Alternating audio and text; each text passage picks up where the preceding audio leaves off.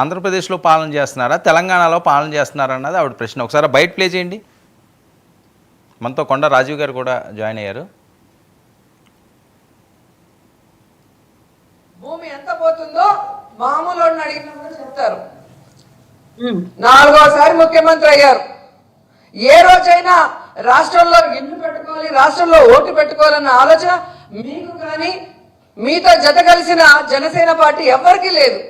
ఇప్పుడు దొంగాట్లాడటానికి మొన్న ఎలక్షన్ ముందర మార్చుకొని ఇల్లులు కడుతున్నట్టు అందరూ భూమి పూజలు చేస్తున్నారు. మరి ముఖ్యమంత్రిగా ఉన్న మీరు, డిప్యూటీ సీఎం గా ఉన్న పవన్ కళ్యాణ్ గారు, ఐటీ మినిస్టర్ గా ఉన్న నీ కొడుకు ఎక్కడి నుంచి వస్తున్నారండి?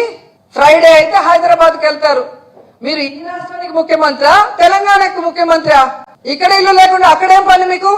అక్కడ ఇల్లు పట్టుకోవడం వల్లే ఇక్కడ విజయవాడ సగానికి పైగా ఆ రోజు మునిగిపోయింది. ఇక్కడ ఉండి అడ్మినిస్ట్రేషన్ చేయాలి కదా, అఫీషియల్స్ కి మీరు ఇక్కడ ఉండి కదా చెప్పాలి.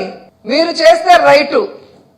మీరు ముఖ్యమంత్రులుగా ఉండి, డిప్యూటీ సీఎంలుగా ఉండి మీరు హైదరాబాద్ లో కాపురం ఉంటారు. మీకు టైం ఉంటే వచ్చి రాజకీయం చేసిపోతారు. కానీ ఓడిపోయిన వాళ్ళు మాత్రం కాన్స్టిట్యున్సీ లోనే ఉండాలి. అటు ఇటు జరిగితే పార్టీ వదిలేశారు, పాలిటిక్స్ వదిలేశారు. వాళ్ళు చెన్నై పోయారు, వీళ్ళు బెంగళూరుకి పోయినారు, భయపడి పారిపోయారు కేసులకి. ఎన్ని కావాలంటే అన్ని పచ్చ ఛానల్లో చెప్తారు.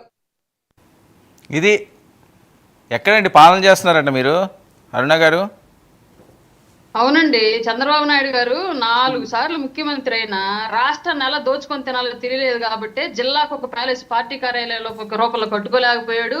ఈ పక్క తిరుపతి కొండ మీద వెంకన్న, ఈ పక్క ఋషికొండ కొండ మీద జగన్ అన్న అనే రేంజ్ లో ఎలివేషన్లు ఇచ్చుకోవడానికి వీలయ్యే విధంగా ప్యాలెస్లు కట్టుకోలేకపోయాడు ప్రభుత్వ ధనంతో. అలాగే చంద్రబాబు నాయుడు గారికి ఎలా చెయ్యాలో తెలియదు కాబట్టి 70 మంది సలహాదారులను పెట్టుకొని, అందులో సొంత బినామీ వ్యక్తులే పెట్టుకొని ప్రజల ధనాన్ని తీసుకెళ్లి జీతాల రూపంలో, అలవెన్సుల రూపంలో ఈలేకపోయాడు. నిజంగానే అండి, జగన్మోహన్ రెడ్డి గారితో కంపేర్ చేస్తే ఇవన్నీ కూడా 4 సార్లు సీఎం గా చేసినటువంటి చంద్రబాబు నాయుడు గారికి చేతగాల. ఇవన్నీ కూడా నిజంగానే క్లియర్ కాదు.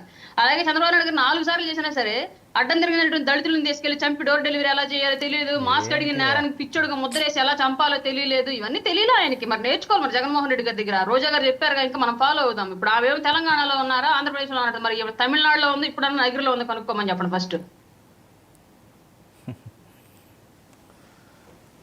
మనతో పాటుగా కొండ రాజీవ్ కూడా జాయిన్ అయ్యారు. రాజీవ్, ఏంటి శ్రీరెడ్డి గారికి వీళ్ళందరికీ ఏంటి పోలీసులు సఫైర్లు చేస్తున్నారంటే పాలన మీరు చేస్తున్నారా, వాళ్ళు చేస్తున్నారా? వర్మ గారు, ముందుగా మీకు, మీతో పాటు పాల్గొన్న ప్యానలిస్టులకి, 99 టీవీ న్యూస్ ఛానల్ వీక్షకులందరూ కూడా నా హృదయపూర్వక నమస్కారాలు. Good evening. ఒకటి, శ్రీరెడ్డి గారు కానీ లేదంటే మిగతా ఎవరైనా కానీ సోషల్ మీడియాలో నా వరకు, నా వ్యక్తిగతంగా అయితే వారు మాట్లాడినటువంటి మాటల్ని పరిధి లైన్ దాటి వ్యక్తిగత జీవితాల గురించి